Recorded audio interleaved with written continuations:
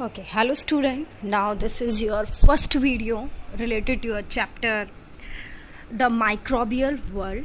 I am your teacher Pooja Rohila. Now आज हम start करते हैं आपका माइक्रोबियल वर्ल्ड वाला चैप्टर. उसमें हम जो टॉपिक स्टडी करेंगे वो करेंगे introduction of micro organism, characteristics of micro organism, where do micro organism live, classification of microorganism, classification of microorganism and the useful microorganism, harmful microorganism and the food preservation. जो ये topic है ये हम वहाँ पर क्या करेंगे, स्टडी जो है वो हम करेंगे. तो सबसे पहले हमारे चैप्टर का नाम क्या है, माइक्रोबियल है, डैट मीन माइक्रो ऑर्गेनिज्म है. तो सबसे पहले एक कुछ सिंपल टर्म्स आती है, जैसे कि फर्स्ट है माइक्रोस्कोप. माइक्रोस्कोप एक ऐसा डिवाइस होता है जो हमें हेल्प करता है उन ऑर्गेनिज्म को देखने में जिनको हम अपनी नेक्ड आइज, खुली आंखों से नहीं देख सकते. The device that can help us to see those organism that can not see with a naked eye, जिनको हम अपनी खुली आंखों से नहीं देख सकते, उनको हमें देखने में जो हेल्प करेगा वो हमारा इंस्ट्रूमेंट क्या कहलाता है, माइक्रोस्कोप कहलाता है. डैट मीन मैग्नीफाई करके ये हमें ऑब्जेक्ट को क्या करता है, दिखाता है. माइक्रो ऑर्गेनिज्म, माइक्रो का जो मीन होता है डैट मीन वो एक्सट्रीमली स्मॉल होता है. माइक्रो बायोलॉजी, माइक्रो जो बायोलॉजी जो वर्ड है ये एक ग्रीक वर्ड है जो माइक्रो स्मॉल होता है और बायोस का मतलब लाइफ होता है. तो साइंस में माइक्रोस्कोपिक ऑर्गेनिज्म को देखने में हमें जो हेल्प करता है वो आपका माइक्रोस्कोप होता है. तो माइक्रो बायोलॉजी का मतलब ही होता है कि भाई स्मॉल लाइफ के बारे में क्या करना, स्टडी करना. माइक्रो ऑर्गेनिज्म बेटा वो ऑर्गेनिज्म होते हैं जो बहुत ही स्मॉल साइज के होते हैं और जिनको हम विदाउट अ माइक्रोस्कोप हम अपनी खुली आंखों से तो देख ही नहीं सकते. जिनको सिर्फ और सिर्फ हम माइक्रोस्कोप की हेल्प से देखते हैं वो आपके माइक्रो ऑर्गेनिज्म जो हैं वो कहलाते हैं. कुछ माइक्रो ऑर्गेनिज्म आपके यूजफुल होते हैं, कुछ ऑर्गेनिज्म हमारे लिए हार्मफुल भी हो सकते हैं. ये आपके आगे टॉपिक भी आएगा कि कौन से ऑर्गेनिज्म हमारे लिए यूजफुल है और कौन से हमारे लिए हार्मफुल है. जो डिजीज़ है लाइक अ कॉमन कोल्ड है, मलेरिया है, स्किन इन्फेक्शन है, टाइफाइड है, कोलेरा है, चिकन पॉक्स है, स्मॉल पॉक्स है, ये हमारे जो action of the micro organism की वजह से ये हमें बीमारियां जो है वो हमें हो सकती है, डिजीज़ हो सकती है. नाउ पहले हमने माइक्रोस्कोप की डेफिनेशन की, सेकेंड हमने माइक्रो ऑर्गेनिज्म की. नाउ अब नेक्स्ट हम करते हैं माइक्रोबायोलॉजी. ये ब्रांच होती है साइंस की जो डील करती है with the study of the micro organism. कि ये वो साइंस की ब्रांच है जो हमें स्टडी कराएगी माइक्रो ऑर्गेनिज्म की, तो वो माइक्रोबायोलॉजी कहलाती है. Microbiologist, the scientist deal with the micro organism is called microbiologist. That mean ये वो साइंटिस्ट होते हैं जो माइक्रो ऑर्गेनिज्म के बारे में क्या करेंगे, स्टडी करेंगे, उनको माइक्रोबायोलॉजिस्ट जो है हम कहते हैं. नेक्स्ट टॉपिक है वो है आपका characteristics of the micro organism. अब ये जो जैसे हमारे करेक्टरिस्टिक्स होते हैं, भाई हमारी आइज़ सुंदर है, किसी की मोटी है, किसी की छोटी है, किसी का घुंघराले बाल है, किसी के स्ट्रेट बाल है, दैट मीन ये हमारे फीचर है. तो ऐसे ही करेक्टरिस्टिक्स होती है माइक्रो ऑर्गेनिज्म की. तो माइक्रो ऑर्गेनिज्म आपके कुछ तो ऐसे हैं जो एक्सट्रीमली हॉट कंडीशन में रहते हैं और कुछ ऐसे जो एक्सट्रीमली कोल्ड कंडीशन में रहते हैं. तो they can survive extreme environment condition जैसे एक्सट्रीम हॉट या फिर cold. They have a outer covering hard layer. इनके बॉडी के ऊपर एक हार्ड लेयर होती है जिसको हम सिस्ट कहते हैं, जो इनको हार्श एनवायरमेंट कंडीशन से बचाते हैं. क्योंकि देखो एक्सट्रीमली हॉट और कोल्ड कंडीशन में रह रहे हैं तो डैट मीन इनके चारों तरफ एक ऐसी लेयर है जो इसको एक्सट्रीमली हॉट या कोल्ड कंडीशन में रहने के लिए क्या कर रही है, हेल्प कर रही है. तो वो एक सिस्ट हार्ड लेयर होती है जो इनको हेल्प करती है हार्श एनवायरमेंट कंडीशन में स्टे करने के लिए. ये कॉलोनी में रहते हैं, डैट मीन ये झुंड बना के रहते हैं, क्लस्टर बनाकर रहते हैं. कुछ आपके सिंगल सेल भी होते हैं. They can be beneficial, harmful to us. ये माइक्रो ऑर्गेनिज्म हमारे लिए बेनिफिशियल भी हो सकते हैं और हमारे लिए हार्मफुल भी हो सकते हैं.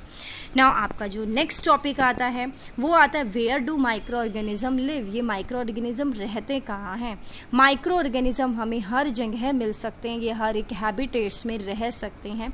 नॉर्मली ये हमें air, soil, water body, hot spring, ice cold water, saline water, desert soil, marshy land होती है, दलदली land, inside the human, also occur in the dead and decompose organically matters. That mean ये हर जगह मिलते हैं अर्थ पे. डैट मीन ये हर एक हैबिटेट में, हर एक टाइप की हैबिटेट में ये क्या कर सकते हैं, अपनी लाइफ को क्या कर सकते हैं, पॉसिबल करवा सकते हैं. नाउ नेक्स्ट जो आता है आपका टॉपिक वो आता है classification of the micro organism. हमें क्लासिफिकेशन करनी है माइक्रो ऑर्गेनिज्म की। माइक्रोब को हमने मेनली 5 ग्रुप में डिवाइड किया हुआ, जैसे प्रोटोजोआ है, बैक्टीरिया है, फंगी है, एल्गी है एंड वायरस है। तो फर्स्ट जो आता है वो आता है आपका बैक्टीरिया के बारे में हम स्टडी करते हैं। बैक्टीरिया आपका यूनिसेलुलर ऑर्गेनिज्म होता है। ये आपके colony of million of bacteria आपके कॉलोनी बना के रहते हैं।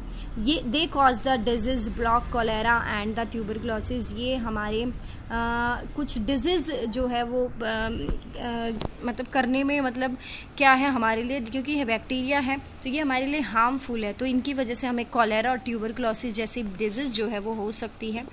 इनका जो साइज़ है वो 0.2 to 2 माइक्रोमीटर वेरी करता है। माइक्रो का मतलब होता है 10⁻⁻⁶। तो डेट मीन बैक्टीरिया यूनिसेलुलर है, कॉलोनी में रहते हैं। कॉलेरा ट्यूबरक्लोसिस जैसी बीमारी हो जाती है, इनका साइज़ 0.2 to 2 माइक्रोमीटर वेरी करता है।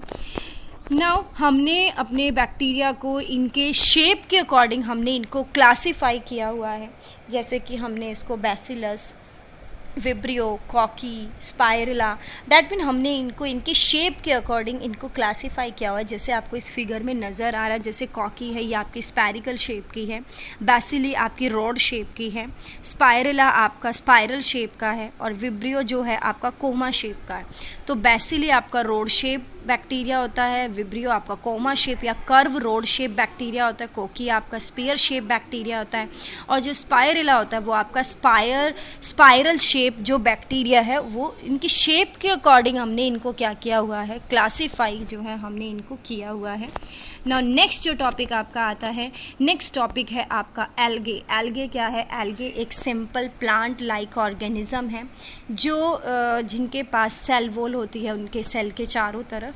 तो ये एक सिंपल ग्रीन कलर का होता है, उनके पास भी सेल वॉल होती है। एल्गी ग्रीन सबस्टेंस है जो pond, lake, river, water moist मतलब स्टोन जहाँ पर वाटर फ्लो कर रहा है, जहाँ पर भी वाटर प्रेजेंट होगा, ठीक है, वहाँ पर आपकी एल्गी प्रेजेंट हो सकती है। They tend to grow on the wet surface, जहाँ पर भी गीला गीला सरफेस होगा ये वहाँ पर भी अपने आप को ग्रो कर लेती है। इनके पास क्लोरोफिल होता है, that's why they photosynthesis process को क्या कर सकती है, फॉलो कर सकती है। डेट मीन ये अपना खाना खुद बनाती है। They are found in water on very moist place में ये हमें मिलती हैं। एल्गी आपकी यूनिसेलुलर भी हो सकती है और मल्टी सेलुलर भी हो सकती है। तो कुछ कॉमन एग्जाम्पल है यूनिसेलुलर बैक्टीरिया के, जैसे डाई एटम्स है, कैलामाइडोमोनास है। कुछ ऐसे भी एग्जाम्पल है जो आपके मल्टी सेलुलर बैक्टीरिया है, जैसे कि स्पायरोगायरा है, ब्लू ग्रीन एल्गी है, वॉलवॉक्स है एंड द फ्यूकस है। दैट मीन अब इनके यूनिसेलुलर के आपके अलग एग्जाम्पल है और मल्टी सेलुलर के आपके अलग एग्जाम्पल है। ये आपके मल्टीपल चॉइस क्वेश्चन भी हो सकता है कि भाई यूनिसेलुलर का आप कौन सा अप्रोप्रिएट जो ऑप्शन है वो सिलेक्ट करोगे, इसलिए आपको डाई एटम और कैलामाइडोमोनास जो होता है आपके यूनिसेलुलर है और blue green algae, spirogyra, volvox and the fucus आपके क्या हैं, आपके मल्टी सेलुलर एल्गी के एग्जाम्पल हैं। ये अब इसके कुछ डायग्राम हैं, देखो स्पायरोगायरा का आप देखो एंड देन वॉलवैक्स का देखो, कैलामाइडोमोनास का देखो एंड द फ्यूकस का देखो एंड देन लास्ट ये डाई एटम का आपको फिगर है। ये आपके फिगर हैं जो आपके एल्गी को शो करते हैं, यूनिसेलुलर और multi cellular. Okay, I think that is sufficient. Okay, thank you student.